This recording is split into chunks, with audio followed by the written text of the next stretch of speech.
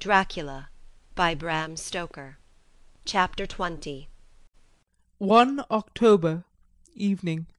I found Thomas Snelling in his house at Bethnal Green, but unhappily he was not in a condition to remember anything.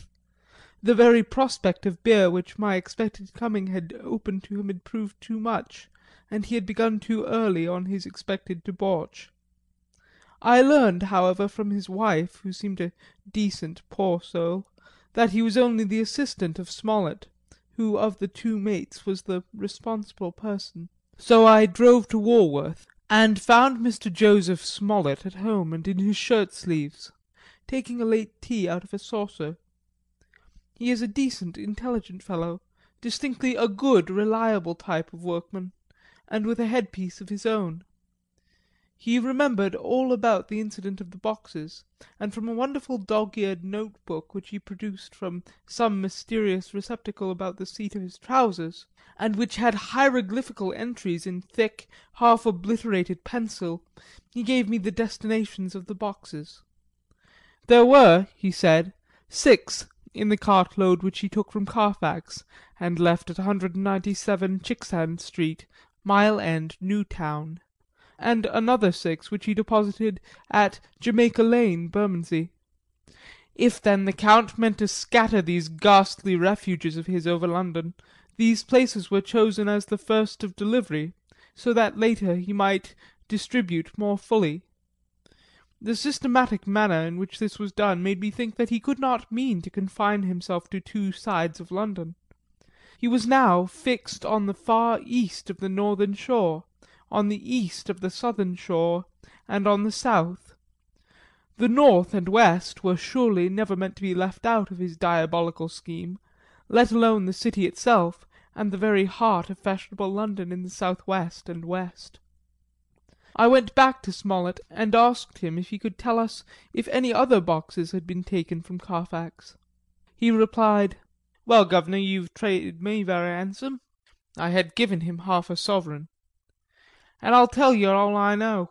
I heard a man by the name of Bloxham say 4 nights ago in the Hare and Hounds in Pincher's Alley as how he and his mate had a rare dusty job in an old house at Purfleet. And I'm thinking that maybe Sam Bloxham could tell you summat." I asked if he could tell me where to find him. I told him that if he could get me the address it would be worth another half sovereign to him. So he gulped down the rest of his tea and stood up, saying that he was going to begin the search then and there. At the door he stopped and said, "Look here, guv'nor, there ain't no use in me a-keeping you here. I may find Sam soon or I mayn't, but anyhow he ain't like to be in a way to tell you much tonight. Sam is a rare one when he starts on the booze. If you can give me an envelope with a stamp on it, and put your address on it, I'll find out where Sam is to be found and post it you tonight. But you'd better be up soon arter him in the morning, never mind the booze the night afore." This was all practical, so one of the children went off with a penny to buy an envelope and a sheet of paper, and to keep the change. When she came back I addressed the envelope and stamped it, and when Smollett had again faithfully promised to post the address when found, I took my way to home.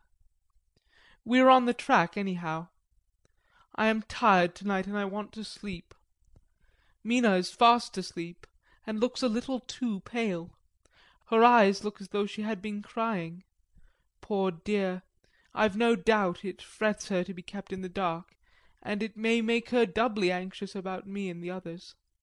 But it is best as it is.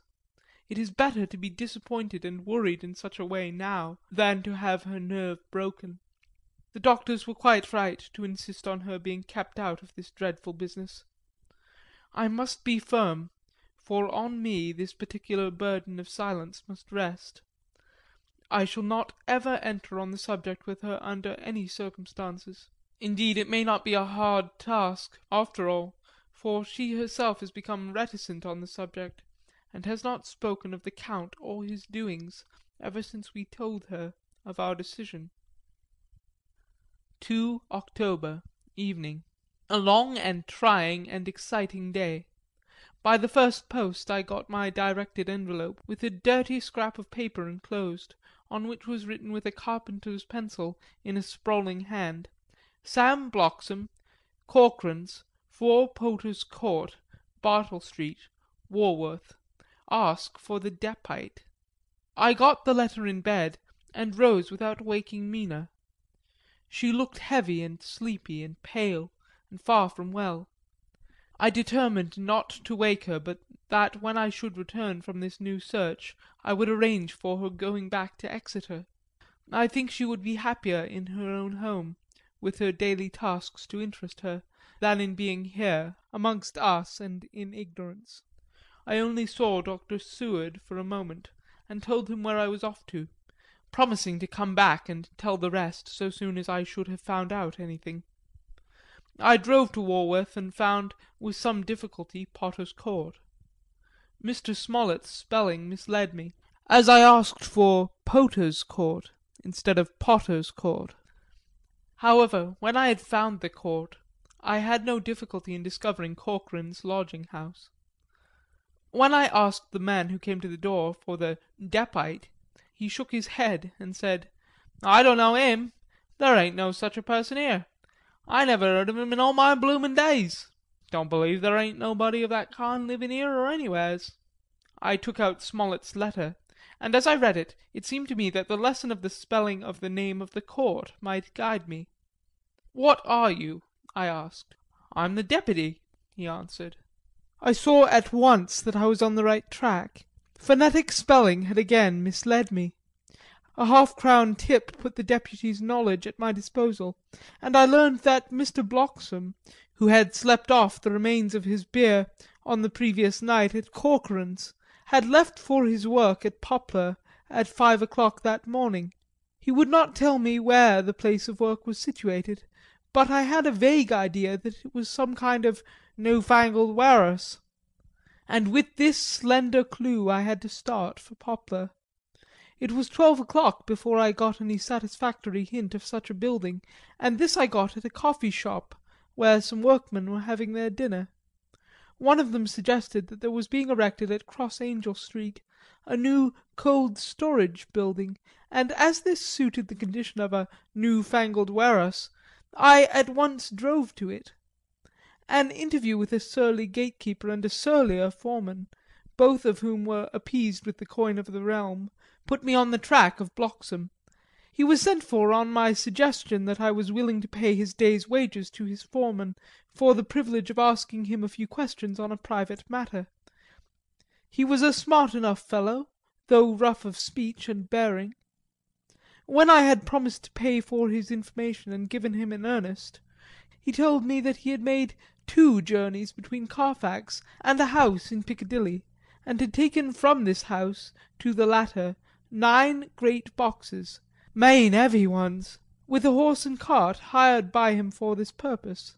I asked him if he could tell me the number of the house in Piccadilly, to which he replied, "Well, guv'nor, I forgets the number, but it was only a few door from a big white church, or something of the kind, not long built. It was a dusty old house, too, though nothing to the dustiness of the house we took the bloomin' boxes from." "How did you get in, if both houses were empty?" "There was the old party what engaged me and waiting in the house at Purfleet. He helped me to lift the boxes and put them in the dray. Curse me, he was the strongest chap I ever struck, and him a old feller, with a white moustache, one that thin you would think he couldn't throw a shadder." How this phrase thrilled through me. "Why, he took up his end of the boxes like they was pounds of tea, and me a puffin' and a blowin' afore I could up end mine anyhow, and I'm no chicken neither." "How did you get into the house at Piccadilly?" I asked. "He was there too. He must have started off and got there afore me, for when I rung of the bell he came and opened the door hisself and helped me carry the boxes into the hall." "The whole 9?" I asked. "Yus, there was 5 in the first load and 4 in the second. It was main dry work, and I don't so well remember how I got home." I interrupted him. "Were the boxes left in the hall?" "Yus, it was a big hall, and there was nothing else in it." I made one more attempt to further matters. "You didn't have any key?" "Never used no key nor nothink. The old gent he opened the door hisself and shut it again when I drove off. I don't remember the last time, but that was the beer." And you can't remember the number of the house? No, sir, but he didn't have no difficulty about that. It's a high un with a stone front with a bow on it, and 'igh steps up to the door. I know them steps, havin' 'ad to carry the boxes up with 3 loafers what come around to earn a copper. The old gent gave 'em shillin's, and they, seein' they got so much, they wanted more, but he took one of them by the shoulder and was like to throw 'em down the steps, till the lot of them went away cussin'. I thought with this description I could find the house, so having paid my friend for his information, started off for Piccadilly. I had gained a new painful experience. The Count could, it was evident, handle the earth boxes himself.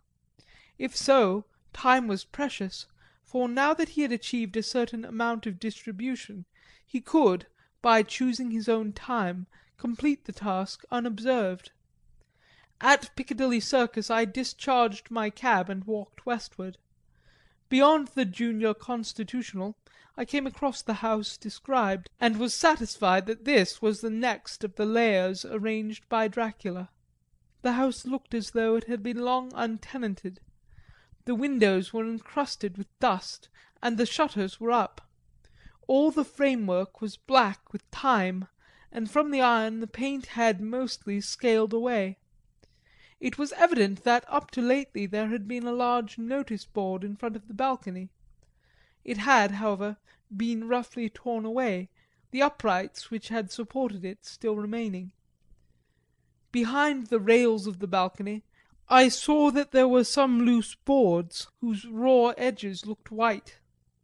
I would have given a good deal to have been able to see the notice board intact, as it would, perhaps, have given some clue to the ownership of the house. I remembered my experience of the investigation and purchase of Carfax, and I could not but feel that if I could find the former owner there might be some means discovered of gaining access to the house.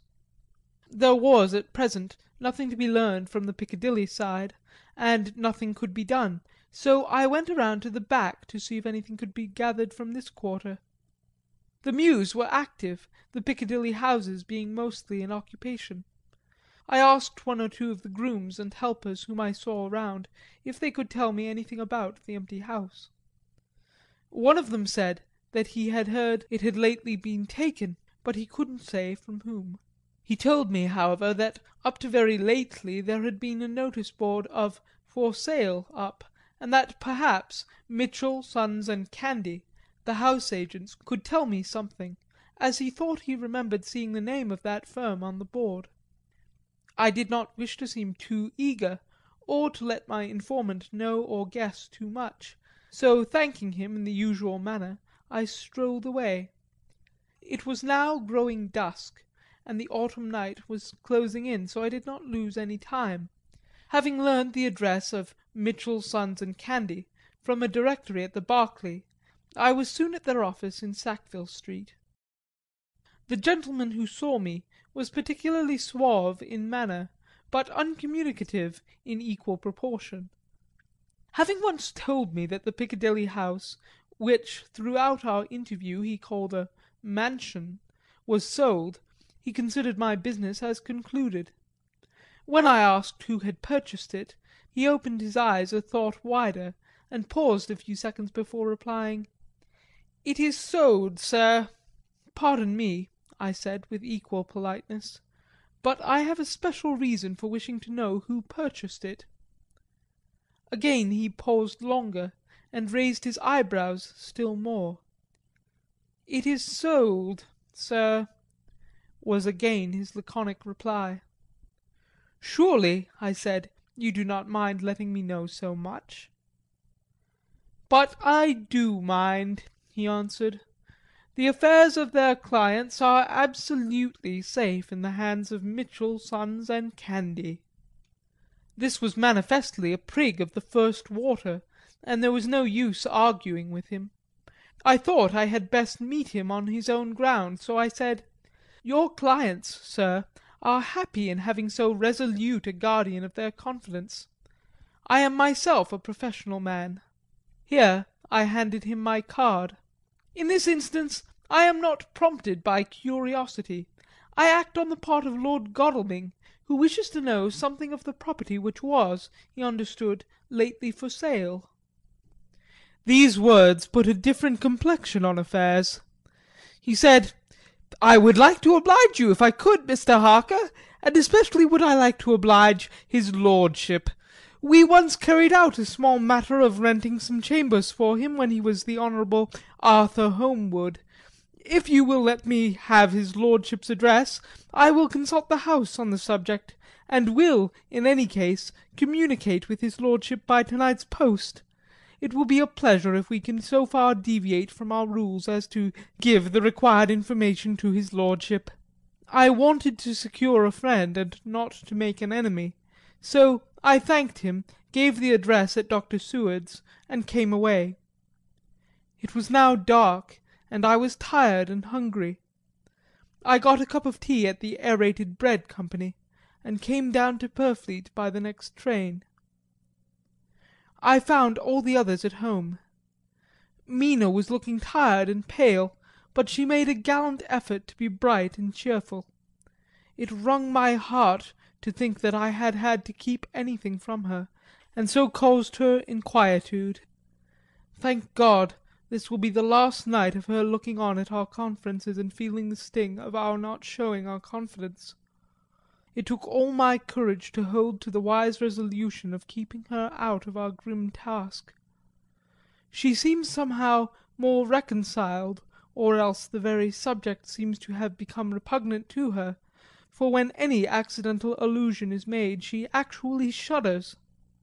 I am glad we made our resolution in time, as with such a feeling as this our growing knowledge would be torture to her. I could not tell the others of the day's discovery till we were alone, so after dinner, followed by a little music to save appearances, even amongst ourselves, I took Mina to her room and left her to go to bed.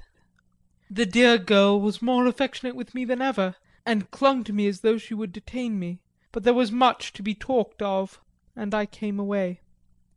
Thank God, the ceasing of telling things has made no difference between us. When I came down again I found the others all gathered round the fire in the study. In the train I had written my diary so far, and simply read it off to them as the best means of letting them get abreast of my own information. When I had finished, Van Helsing said, "This has been a great day's work, friend Jonathan. Doubtless we are on the track of the missing boxes. If we find them all in that house, then our work is near the end, but if there be something missing we must search until we find them. Then shall we make our final coup, and hunt the wretch to his real death." We all sat a while, and all at once Mr. Morris spoke. "Say, how are we going to get into that house?" "We got into the other," answered Lord Godalming quickly. "But, Art, this is different. We broke house at Carfax, but we had night in a walled park to protect us. It will be a mighty different thing to commit burglary in Piccadilly, either by day or night.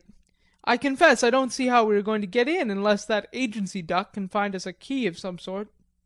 Lord Godalming's brows contracted, and he stood up and walked about the room.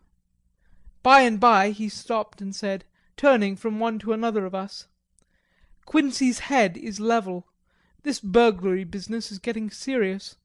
We got off once all right, but we now have a rare job on hand, unless we can find the Count's key basket." As nothing could well be done before morning, and as it would be at least advisable to wait till Lord Godalming should hear from Mitchell's, we decided not to take any active step before breakfast time. For a good while we sat and smoked, discussing the matter in its various lights and bearings. I took the opportunity of bringing this diary right up to the moment. I am very sleepy and shall go to bed. Just a line. Mina sleeps soundly, and her breathing is regular. Her forehead is puckered up into little wrinkles, as though she thinks even in her sleep. She is still too pale, but she does not look so haggard as she did this morning. To-morrow will, I hope, mend all this. She will be herself at home in Exeter. Oh, but I am sleepy. Dr. Seward's Diary, 1 October. I am puzzled afresh about Renfield. His moods change so rapidly that I find it difficult to keep touch of them, and as they always mean something more than his own well-being, they form a more than interesting study. This morning, when I went to see him after his repulse of Van Helsing, his manner was that of a man commanding destiny. He was, in fact, commanding destiny subjectively. He did not really care for any of the things of mere earth. He was in the clouds, and looked down on all the weaknesses and wants of us poor mortals. I thought I would improve the occasion and learn something, so I asked him, "What about the flies these times?" He smiled on me in quite a superior sort of way, such a smile as would have become the face of Malvolio, as he answered me, "The fly, my dear sir, has one striking feature. Its wings are typical of the aerial powers of the psychic faculties. The ancients did well when they typified the soul as a butterfly." I thought I would push his analogy to its utmost logically, so I said quickly, "Oh, so it is a soul you are after now, is it?" His madness foiled his reason, and a puzzled look spread over his face as, shaking his head with a decision which I had but seldom seen in him, he said, "Oh, no, oh no, I want no souls. Life is all I want." Here he brightened up. "I am pretty indifferent about it at present. Life is all right. I have all I want. You must get a new patient, doctor, if you wish to study zoophagy." This puzzled me a little, so I drew him on. "Then you command life. You are a god, I suppose?" He smiled with an ineffably benign superiority. "Oh, no. Far be it from me to arrogate to myself the attributes of the deity. I am not even concerned in his especially spiritual doings. If I may state my intellectual position, I am, so far as concerns things purely terrestrial, somewhat in the position which Enoch occupied spiritually." This was a poser to me. I could not, at the moment, recall Enoch's appositeness, so I had to ask a simple question, though I felt that by doing so I was lowering myself in the eyes of the lunatic. "And why with Enoch?" "Because he walked with God." I could not see the analogy, but did not like to admit it, so I harked back to what he had denied. "So you don't care about life, and you don't want souls." "Why not?" I put my question quickly and somewhat sternly, on purpose to disconcert him. The effort succeeded. For an instant he unconsciously relapsed into his old servile manner, bent low before me, and actually fawned upon me as he replied, "I don't want any souls, indeed. Indeed, I don't. I couldn't use them if I had them. They would be no manner of use to me. I couldn't eat them or—" He suddenly stopped, and the old cunning look spread over his face like a wind sweeps on the surface of the water. "And, doctor, as to life, what is it after all? When you've got all you require, and you know that you will never want, that is all. I have friends, good friends, like you, Dr. Seward." This was said with a leer of inexpressible cunning. "I know that I shall never lack the means of life." I think that through the cloudiness of his insanity he saw some antagonism in me, for he at once fell back on the last refuge of such as he, a dogged silence. After a short time I saw that for the present it was useless to speak to him. He was sulky, and so I came away. Later in the day he sent for me. Ordinarily I would not have gone without special reason, but just at present I am so interested in him that I would gladly make an effort. Besides, I am glad to have anything to help pass the time. Harker is out following up clues, and so are Lord Godalming and Quinsy. Van Helsing sits in my study poring over the record prepared by the Harkers. He seems to think that by accurate knowledge of all details he will light up on some clue. He does not wish to be disturbed in the work without cause. I would have taken him with me to see the patient, only I thought that after his last repulse he might not care to go again. There was also another reason. Renfield might not speak so freely before a third person as when he and I were alone. I found him sitting in the middle of the floor on his stool, a pose which is generally indicative of some mental energy on his part. When I came in, he said at once, as though the question had been waiting on his lips, "What about souls?" It was evident, then, that my surmise had been correct. Unconscious cerebration was doing its work, even with the lunatic. I determined to have the matter out. "What about them yourself?" I asked.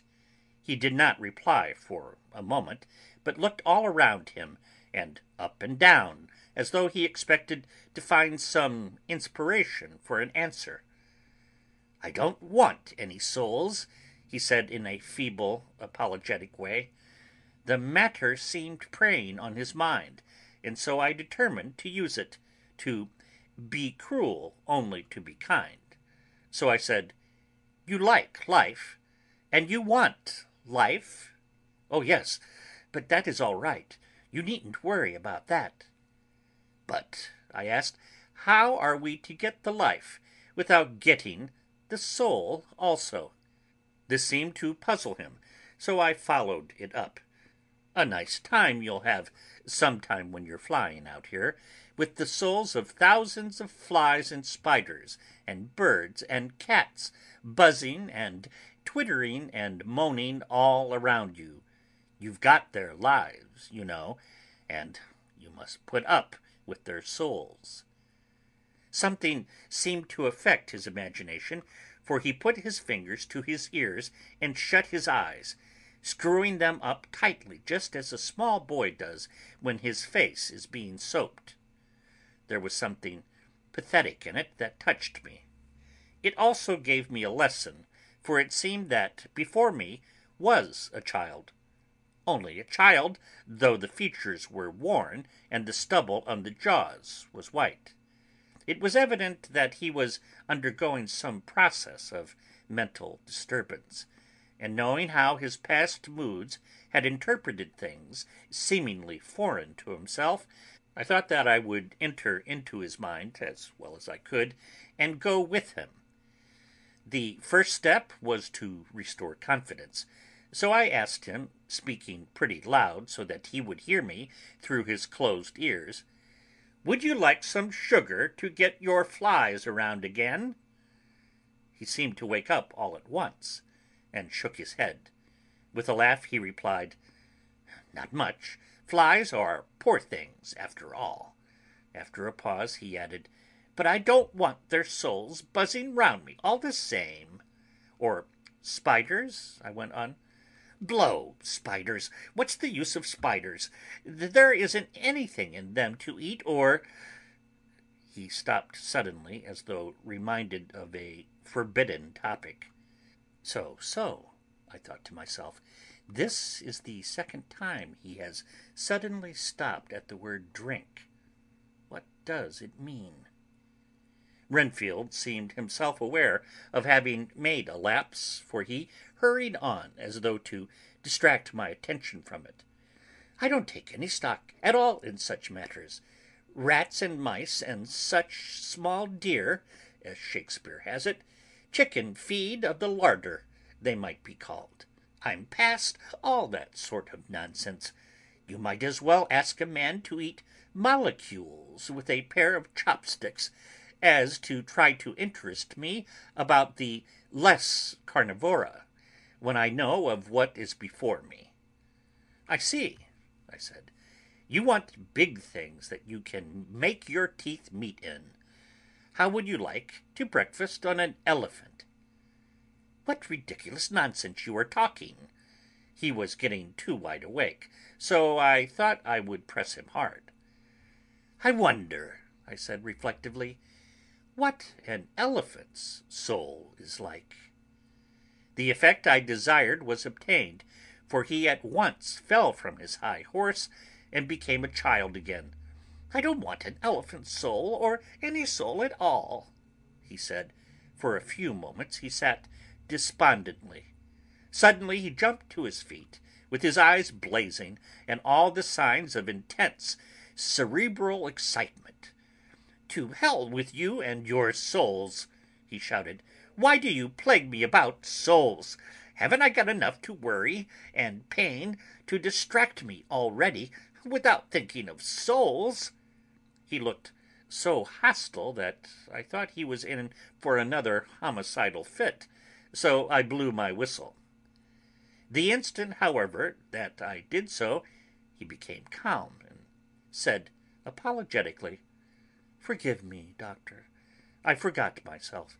You do not need any help. I am so worried in my mind that I am apt to be irritable. If you only knew the problem I have to face, and that I am working out, you would pity and tolerate and pardon me. Pray do not put me in a strait waistcoat. I want to think, and I cannot think freely when my body is confined. I am sure you will understand." He had evidently self-control, so when the attendants came, I told them not to mind, and they withdrew. Renfield watched them go. When the door was closed, he said with considerable dignity and sweetness, "Dr. Seward, you have been very considerate towards me. Believe me that I am very, very grateful to you." I thought it well to leave him in this mood, and so I came away. There is certainly something to ponder over in this man's state. Several points seem to make what the American interviewer calls a story, if one could only get them in proper order. Here they are. Will not mention drinking. Fears the thought of being burdened with the soul of anything. Has no dread of wanting life in the future. Despises the meaner forms of life altogether, though he dreads being haunted by their souls. Logically, all these things point one way. He has assurance of some kind that he will acquire some higher life. He dreads the consequence, the burden of a soul. Then it is a human life he looks to. And the assurance? Merciful God, the Count has been to him, and there is some new scheme of terror afoot. Later. I went after my round to Van Helsing and told him my suspicion. He grew very grave, and after thinking the matter over for a while, asked me to take him to Renfield. I did so. As we came to the door, we heard the lunatic within singing gaily, as he used to do in the time which now seems so long ago. When we entered, we saw with amazement that he had spread out his sugar as of old. The flies, lethargic with the autumn, were beginning to buzz into the room. We tried to make him talk of the subject of our previous conversation, but he would not attend. He went on with his singing just as though we had not been present. He had got a scrap of paper and was folding it into a notebook. We had to come away as ignorant as we went in. His is a curious case indeed. We must watch him tonight. Letter, Mitchell, Sons, and Candy, to Lord Godalming. 1 October. My lord, we are at all times only too happy to meet your wishes. We beg with regard to the desire of your lordship expressed by Mr. Harker on your behalf to supply the following information concerning the sale and purchase of number 347 Piccadilly. The original vendors are the executors of the late Mr. Archibald Winter Suffield. The purchaser is a foreign nobleman, Count de Ville, who effected the purchase himself, paying the purchase money in notes over the counter, if your lordship will pardon us using so vulgar an expression. Beyond this we know nothing whatever of him. We are, my lord, your lordship's humble servants, Mitchell, Sons, and Candy. Dr. Seward's Diary, 2 October. I placed a man in the corridor last night and told him to make an accurate note of any sound he might hear from Renfield's room, and gave him instructions that if there should be anything strange he was to call me. After dinner, when we had all gathered round the fire in the study, Mrs. Harker having gone to bed, we discussed the attempts and discoveries of the day. Harker was the only one who had any result, and we are in great hopes that his clue may be an important one. Before going to bed, I went round to the patient's room and looked in through the observation trap. He was sleeping soundly. His heart rose and fell with regular respiration. This morning the man on duty reported to me that a little after midnight he was restless and kept saying his prayers somewhat loudly. I asked him if that was all. He replied that it was all he heard. There was something about his manner so suspicious that I asked him point blank if he had been asleep. He denied sleep, but admitted to having dozed for a while. It is too bad that men cannot be trusted unless they are watched. Today Harker is out following up his clue, and Art and Quincey are looking after horses. Godalming thinks it will be well to have horses always in readiness, for when we get the information which we seek, there will be no time to lose. We must sterilize all the imported earth between sunrise and sunset. We shall thus catch the Count at his weakest, and without a refuge to fly to. Van Helsing is off to the British Museum, looking up some authorities on ancient medicine. The old physicians took account of things which their followers do not accept, and the professor is searching for witch and demon cures which may be useful to us later. I sometimes think we must all be mad, and that we shall wake to sanity in strait waistcoats. Later. We have met again. We seem at last to be on the track, and our work of tomorrow may be the beginning of the end. I wonder if Renfield's quiet has anything to do with this. His moods have so followed the doings of the Count, that the coming destruction of the monster may be carried to him some subtle way. If we could only get some hint as to what passed in his mind between the time of my argument with him today and his resumption of fly-catching, it might afford us a valuable clue. He is now seemingly quiet for a spell. Is he? That wild yell seemed to come from his room. The attendant came bursting into my room and told me that Renfield had somehow met with an accident. He had heard him yell, and when he went to him, found him lying on his face on the floor, all covered with blood. I must go at once. End of Chapter 20.